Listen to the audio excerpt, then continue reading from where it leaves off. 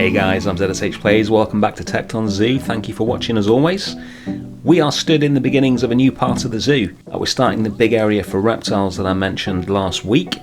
Before we start building though, I realised recently that the zoo does not have a map, so I went ahead and made one, and here it is. So I'll be updating this as the zoo progresses, but you can see we've got what we've got so far in there, and then on the left and the right we have some touchscreens which IRL, the guests would be able to use to scroll through the different areas in the zoo and see which animals are in which area. So let's make our way over to where we're going to be building the new reptile centre. Today's build is going to be the first of two major structures here. The second one is the dragon's lair that I spoke about last week, but what we're going to be doing today is building a big structure for crocodilians. So we're going to have two species of crocodilians in there, and we're going to do things a little bit differently in this episode. Now that we've got our new camera drones that I made a week or so ago, I'll be able to use aerial shots like this so that we can see the build progress in stages as well as in the speed build, so it's not just one giant lump of speed build in the middle of the video. So I hope you like that. Let's get started. So the concept for this build is that it's going to be made of three circular structures which meet together in the middle to make one building on three different levels. So the first thing I'm doing is I've worked out the area that we need for the animals, and then I just build a square that is that exact size, and then build a circle that encompasses the square, so that I know that the final area of the circle is going to be slightly more than the animal needs, which will allow for any rocks, foliage, etc. that go in there, so the animals have got enough space. So like I say, there's going to be three circles that all join together. The first one will be a habitat for saltwater crocodiles, which I'm very excited about because I've never used them before. The second will be for Cuvier's Dwarf Caiman, which is a really beautiful little animal, and I had those in London Zoo 1985 and I'm a big fan, so looking forward to getting them into Tecton. And then the third one will be, the concept is a joint nursery for baby crocodiles and all the staff buildings, and there'll also be viewing for the guests as well. I didn't want this to be too big, and the space requirements for the saltwater crocodile in this game are pretty extreme, and if you have two in there and they pop out, four babies, then you're going to be dealing with a massive structure. And this was originally supposed to be a sort of a little something on the way to the dragon's lair that I'm going to build, but as soon as I looked at the space requirements I realised that plan would not work, and I'd need to make a real feature of this, so it's more like two equally large structures rather than a little something on the way to the Komodo dragon enclosure. So I'm also doing a lot of terrain work here. I suck at terrain work.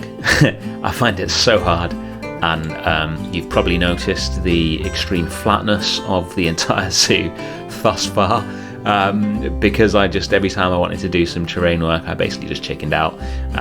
So apart from a bit of work in the jungle area, I've done very little, but I really wanted at least this second half of the zoo to be higher than the first part, so you get nice vistas and sight lines as you walk through the first part. So I decided to just raise the terrain at this point in the zoo for the entire rest of the zoo pretty roughly, although that still took me ages as the world's slowest builder. And I'm gonna sort out each bit as and when we get to it, basically. So this looks pretty rough right now, but by the time we finish building, hopefully it won't do. I should say as well, there is absolutely no chance in hell that I'm going to get this finished today. This is going to be a two-parter, I hope, maybe even a three-parter, but we'll go with two for now. So what I'm going to try and do today is get the saltwater crocodile part completely finished and as much of the other two parts done as possible. I want to get at least the exteriors looking good for everything, so I can make sure that the whole building looks good, rather than just concentrating on one of the circles. But this is the saltwater crocodile part of the habitat. The concept for this is that it's going to be a big underwater viewing window at the front, similar to the Penguin Palace, but now that the saltwater crocodiles can dive, I thought it'd be really cool to do a big underwater habitat rather than the standard sort of little pond or large lake where you have loads of crocodiles just sort of laid about and it doing nothing. Thought it'd be cool for them to sort of have somewhere to swim to, and it'd be really cool for the guests. I've certainly never seen anything like that in a zoo, probably because to be honest, the amount of times that crocodiles spend laying around doing nothing would make it less effective than it might be, but they spend quite a lot of time swimming in Planet Zoo, so I thought it would make a really good idea for an enclosure. So let's take a look at the aerial view. You can see the building at the back is coming along nicely. That is the nursery and staff area, and it will also have the entrances to the front two circles. The main one at the front is obviously the crocs, and then the very unfinished one to the left is for the caimans. So let's go and do a bit of work there. This is going to be quite similar to the crocodile enclosure, but because they don't dive, and obviously they're much smaller, rather than a big glass viewing window like we're going to have with the crocodiles, this one will have everything slightly lower, so it will just be a fairly shallow but still pretty large pool of water for them to swim about in, so the guests will be looking down at them rather than having them swimming about at eye level, which just makes a lot more sense for the caimans. And this is all with the white plaster, obviously just in a nice circle. I really wish there was a quicker way of doing this. I spent a lot of time making circles on this build, and I couldn't just copy paste them all because obviously this part of the building is quite a bit smaller than the crocodiles. I didn't want the caimans getting lost in it. And this will be a bit lower than the crocodile enclosure, and then the staff building at the back is going to be higher, so it'll work on 3 levels, and it should look pretty cool when it's done, I hope. Back in the aerial view, things are shaping up nicely here. We're going to move now and get some more work done on the crocodile part of the enclosure. I really want to try and get this finished, or as finished as possible today. So one of the concepts for this enclosure is that the roof is going to be almost entirely glass. So I'm making these sort of rotor blade kind of support struts, which I'm going to rotate all around and then fill the rest of it in with glass. I want it to feel like it's almost an outdoor enclosure, despite the fact that it's obviously indoors, so the guests will be outdoors and the crocodiles will be indoors, so they should be happy because obviously they're not going to enjoy a British climate being from Australia and South Asia, but with the guests outside, the crocodiles inside, and then with a glass roof, it should give sort of an impression of being more of an outside enclosure than an inside one. I wanted to use the one-way glass for the roof, because I really like how that looks, and I thought the black and white would be a cool colour combo, and also because it would give the impression of some sort of treatment on the glass to prevent the crocodiles from overheating when it is hot. But because it's got no structure to it, it's got no metal supports like these glass panels do, it just looked really bad. So I fought with it for a bit, and then I just got rid of it and decided to go with the modern glass pieces instead, because they've got that metal framework which gives it a nice structure. And then I'm putting in some more structural support here so that it looks vaguely like it wouldn't fall down. I'm not an architect, so I don't know the exact sort of strengths and load bearing capacities of this sort of concrete, but I'm just trying to make it look like it makes sense. Hopefully it does. And these will also double up as vents for ventilation in a bit as well. I'm trying to make the whole structure look like it would function in real life. I don't know whether I succeed or not. So next up is the actual barriers. This was fun. It wasn't. I don't know how it's so difficult. I mean, you build what by definition must be a perfect circle, because you've done it using rotational symmetry, and then you try and put curved barriers in. You'd think that they would line up pretty easily. That is not the case. This is just a small snippet of the immense amount of pain I went through to get this circular glass to match up with the plaster. If any of you know of a better way of doing this, please let me know, because I just seem to really struggle to get the glass to be a perfect circle. And then we're on to the inside of the habitat, so we're going to hollow out the ground quite a lot at the front. I've just used one of the 4-meter pieces to measure how high it needs to be, so that the crocs will need 4 meters of water in order to dive and swim around in. So it needs to be 4 meters deep at the front, so the water can be low enough, and then obviously it needs to be high enough at the back that the water doesn't just flood the entire enclosure, because the crocs need somewhere to sit. And then we'll put in these the vents that we spoke about, and this is what it looks like now. I'm happy with the crocodile roof. I think that looks pretty good. Let's move on and look at the caimans and start getting that part of the building into shape. So we only need to raise the ground a little bit in the caimans to give us a little shallow pool of water for them to swim about in, and then more fun with the glass, trying to get this in. I really wish I could have just sort of duplicated the enclosure, but I didn't want the caimans to have the same amount of space as the crocodiles, because they're just going to get lost in there. They're really tiny. If anything, this part of it is a little big for them, but I thought it was cool to give them quite a lot of space. And I'm all for enclosures in zoos where you're not actually guaranteed as a guest a good view. If you're lucky, you'll get a great view, and if you're not, you won't. But the animals are happy. That's the main thing, as far as I'm concerned. So I'm happy to do that. Trying to save a bit of time here, so I'm just copying the roof over from the crocodile part of the building. They match up pretty nicely, as we can see here. Let's get some infrastructure done now. So like I said before, I think it's important to make this building look like it would actually work. So I'm going to put in a water filtration system. This would obviously be necessary with the 2 large heated pools that the enclosure has. So this is off the workshop. This set by a creator called Birani. I don't know if I'm saying that right. I'll put a link in the description as always. There'll always be a link to any workshop items in this zoo. I think this is only a third, but they're all in the description below. I really like this set. It's really simple in terms of its. Well, no, I shouldn't say simple. It's really small, but it's very nicely designed.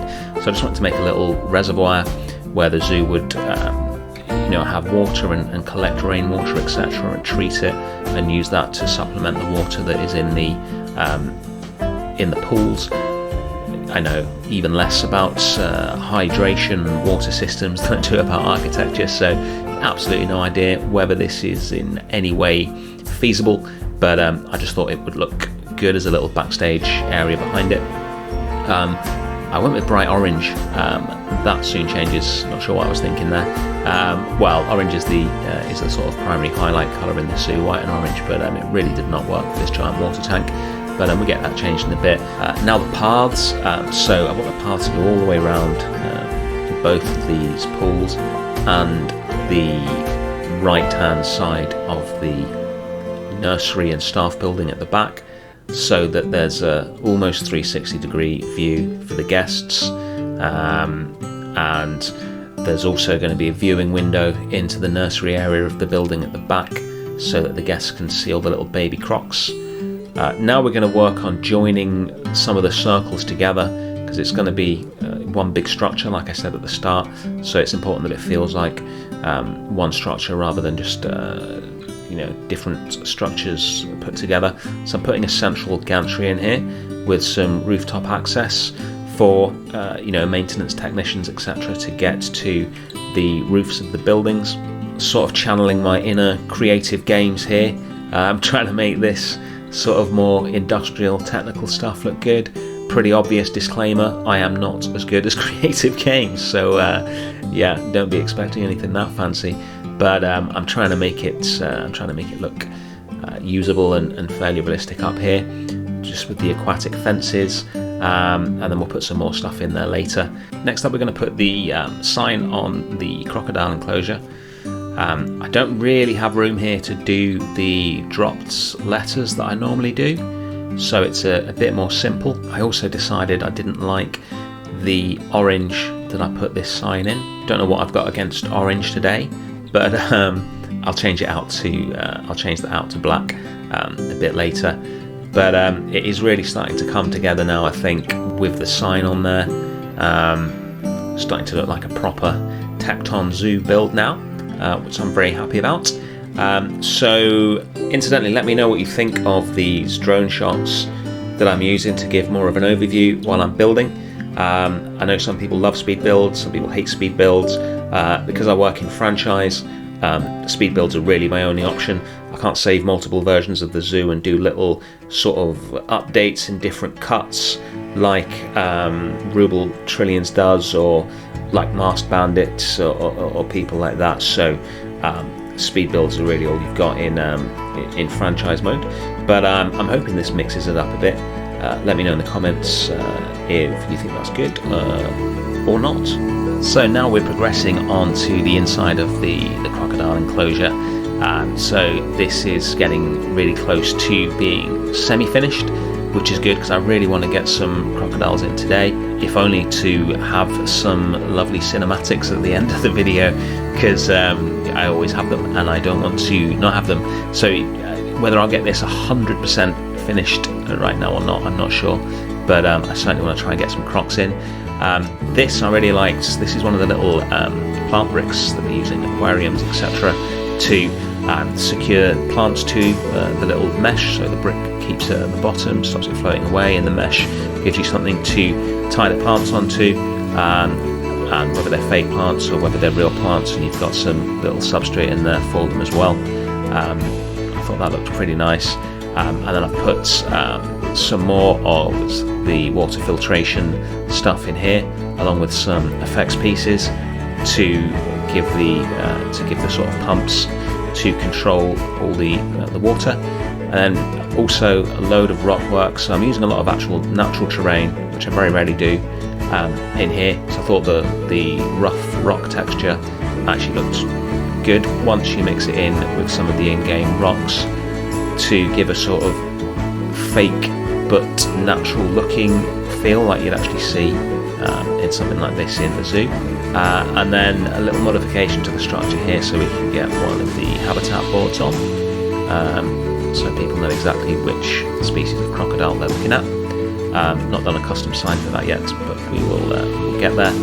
And then I think the last thing that we're going to do today is to put some of the temple rubble along here to A, cover up these janky paths, because that was as close as I could get it to the barrier, and B, so that people aren't sort of right up against the glass, banging on the glass.